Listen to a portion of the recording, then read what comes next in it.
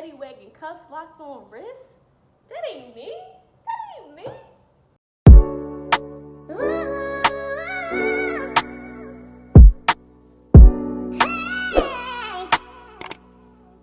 Hey guys, welcome back to my channel. Did y'all miss me? Because I missed y'all. I missed y'all so much. But it's cool because I'm back with a story time today.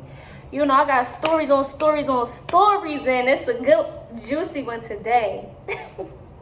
This story time is about how I got handcuffed, put in the back of a police car, and detained and questioned.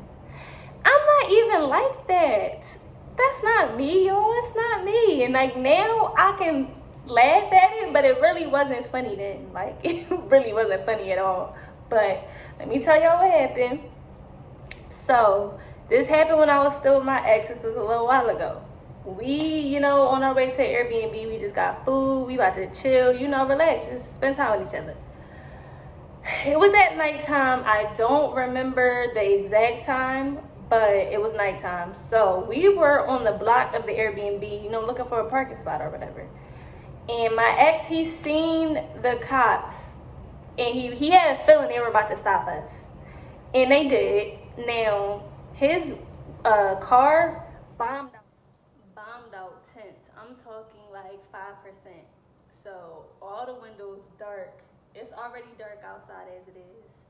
Now, a couple weeks prior to us getting pulled over, him and his BM had a situation. I'm not even going to touch on that because that's a whole nother story in itself. And I don't even think that deserves a story time for real. But it was a bad situation between them, and one of her family members busted out but they didn't bust the window out, but they hit it with a bat. They hit the window with a bat, and it shattered, but it didn't completely mess up. So you could say that it looked like somebody shot at his car because it looked like it could have been like a gunshot in the window. So that's how that looked. Okay, now we get pulled over, we see the cop behind us. He put on the lights or whatever, and then we thinking because he had a little yell on him, and we was in Philly, of course, and you don't have a license for it. It's not a good job. So we just thinking damn, come on, we just want to chill, we almost at the crib, we just want to relax. So he stopped. The cop get out the car. He comes, rolling down the window. He comes to the window, and he I forgot what he asks us. The normal stuff that they ask or whatever is license, registration, and all that. So he give it to him. And the way he talked to us at first, we thinking oh, we good. He probably about to give us a warning or something. We thought. We thought. So when I don't even know if I should give y'all that much information. I ain't trying to give a tape or whatever. I mean, he beat the case, but I don't know if I should be talking about it. But we did what we had to do while the cop stepped away, and we made sure the situation wasn't going to be worse than what it was. That's what I can say it like that. Okay, so when the cop came back, he you got anything in the car drugs or a weapon? And he no. So I'm just sitting there thinking oh my gosh, bro. So officer was well, I know you got a little something because I could smell it, and I seen smoke coming out the car, this, that, and the third. And I'm just it's nothing in the car. We didn't have none of that in the car. So he was can you get out the car? He said that to my ex. So my ex out the car, and I'm just looking he was can you get out the car too? So I'm all right. They make him get on the trunk. Yeah, he had to put his hands on the trunk and stay by the trunk. And they told me to go over to the curb. I'm sorry, I'm losing train of thought because I'm thinking as I'm talking.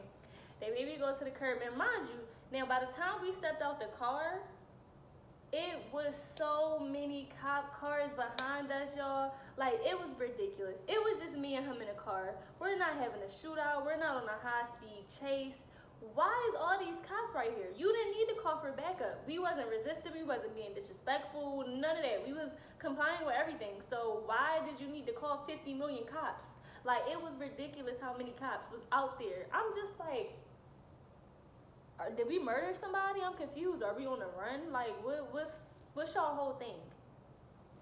So,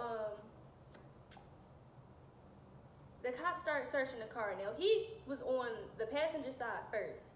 So he on the passenger side first, and I'm thinking, all right, cool. He walk over to the driver's side. So I'm thinking like, all right, cool. He ain't see the little, yeah, we cool. He comes back over to the passenger side where the little yeah was. It was somewhere where we was trying to like not let it be seen.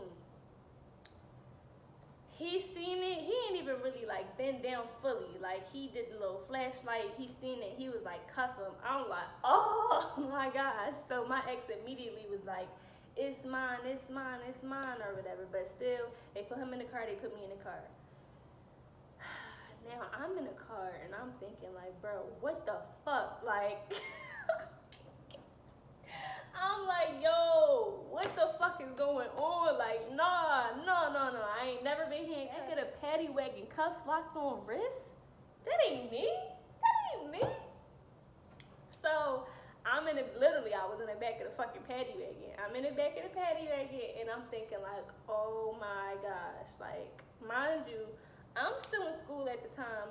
My major is criminal justice as it is. So I'm like, I'm about to have to drop out. They're gonna kick me out of my major. They about to lock me up. Then I'm thinking like, my mom or dad don't answer numbers they don't know. So I'm like, who the fuck am I about to call? Because they're not gonna answer the phone. Now, mind you, me and him already had a conversation about if like we ever got pulled over, what we would say, because like he didn't have his license for it.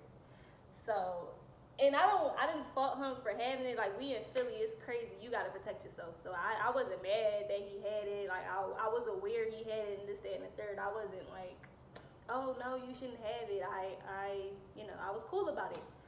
But we already had came up with a situation like, this is what we're gonna say if anything ever happens. So I'm happy that, well, let me just go back. So I'm in a car and I'm not gonna say I'm flexible, but like I was able to like reach in my pocket and grab my phone with the cuffs on my wrist. So I didn't want to like be on my phone or nothing while I was in the car though, but if I needed to grab my phone I could. So while I'm in the car, they was waiting for a female officer to come search me or whatever. So I'm in the car and the police officer, he comes to the side of the door and he like, where's it at in the car? And I'm like, I don't know what you talking about. And he like, I know it's in there, we gonna find it, just tell me. I'm saying, I don't know, what are you talking about? I don't know nothing. Fuck are you talking about?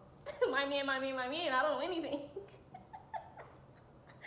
So he like, all right, whatever. So he closed the door or whatever, and I'm just in the car panicking inside, having a panic attack, a quiet panic attack at that. So now the lady come, and she take me out the car and she searched me. And mind you, like, I'm shaking because I'm cold and I'm nervous because I don't know what's gonna happen. So I'm just like, oh my gosh, she searched me or whatever, put me back in the car. So they tell me that they about to take us, to the police station or whatever.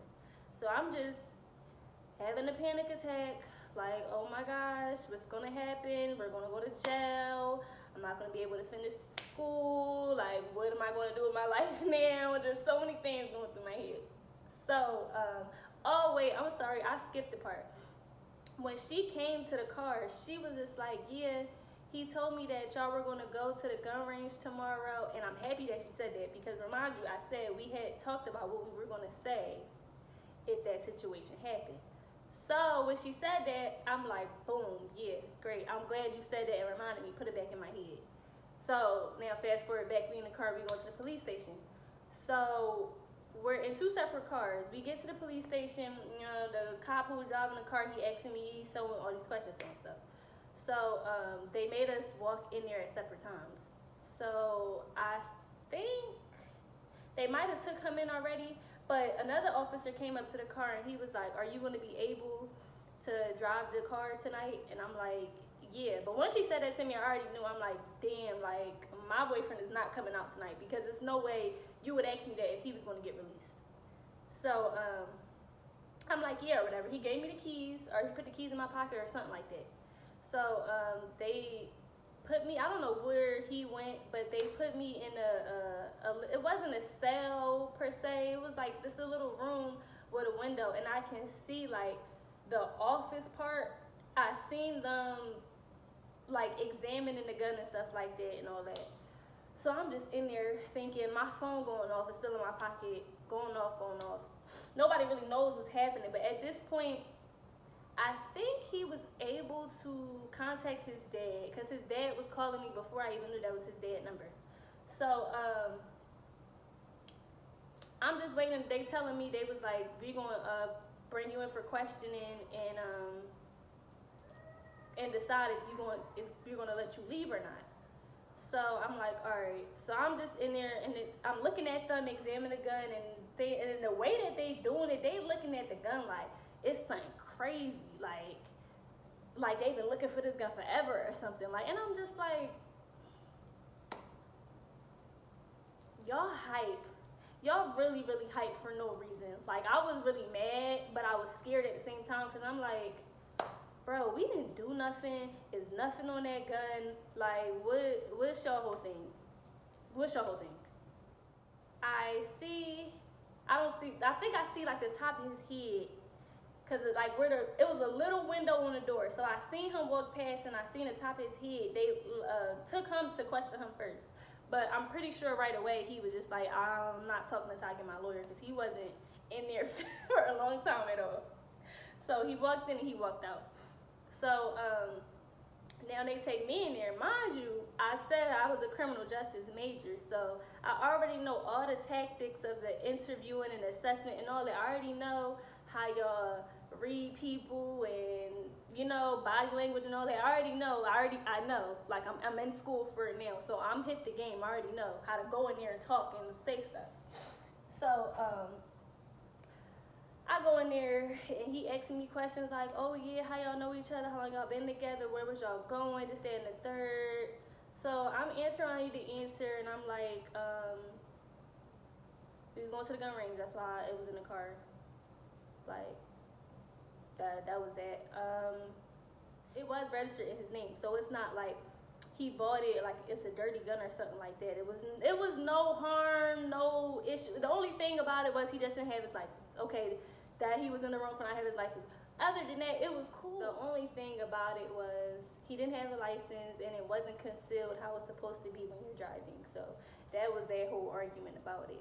Like it was he just had it for protection. That's all. Like, he's not oh, I'm in the streets and I'm bop, bop, bop, and this, that, and the third, and it wasn't even like that. Literally just for his protection. So y'all really doing too much. Like, we wasn't out shooting nobody. We was minding our business, this, that, and the third. They really wasn't supposed to search the car. They wasn't supposed to do none of that, for real. But they like to abuse power. Anyway, so yeah, I'm just like, I'm being cool in the interview, basically. Like, you asking me questions, I know how to answer them. You're not about to incriminate me or him. Like, I already know what's game. I know what's going on. So they was like, all right, we about to put you back in the room until we figure out if we're going to let you leave or not. So they come back probably like, I want to say 10, 20 minutes later, while I'm in the room going crazy. Mind y'all, I'm losing my mind this whole time everything is going on. Like, I made it look like I was calm, but I was losing it because I didn't know what was going to happen, and he already basically told me he wasn't getting out that night. So I'm like, all right. So they came and they was like, we're going to let you leave, this, that, and the third. You can go. And I'm like, well, what's going to happen with my boyfriend? And he's like, oh, well, he got to see a judge, so he's not going to be able to leave tonight. They made it seem like, oh, well, maybe he can leave tomorrow or something like that. So I'm like, all right, yo. I had to get an Uber from the police station to the Airbnb because that's where his car was. So I get to to the block of the Airbnb. I get in the car, and now I'm fucking going through it. Like, I'm like, bro, what the fuck? So I called the number back, which was his dad who called me. And I told his dad what was going on, and we had a conversation about how we was going to handle everything. And then at the time, like, I had my license. Did I have my license? Yeah, I had my license. I had my license, but I wasn't actively driving. And I didn't like to drive anybody's car at the time, because people act funny with their car, not saying that my boyfriend did. But I just didn't really want to do that. I didn't feel comfortable. I wasn't comfortable driving for real. But I was just like, all right, well, I'm about to have to drive myself home because, I'm not going to the Airbnb no more. Like, my whole night is ruined. So I call my best friend, and I tell her what happened. So she like, all right, well, I'm just about to come get you. We could park his car there, and then you could stay with me tonight, and we could figure everything out. So that happened, and they locked that man up for like a month about it. But me being the thorough girlfriend I was, I played too much. But I was holding him down. We got with the lawyers and his parents and stuff, and he was home after a month, and he beat the case. So that was that. But I was terrified, and I don't want to ever experience anything like that again in my life, because that was really traumatizing. It was a bad situation all the way around. But I mean, it happened, and it's a story that I got to tell y'all. So I hope y'all enjoyed.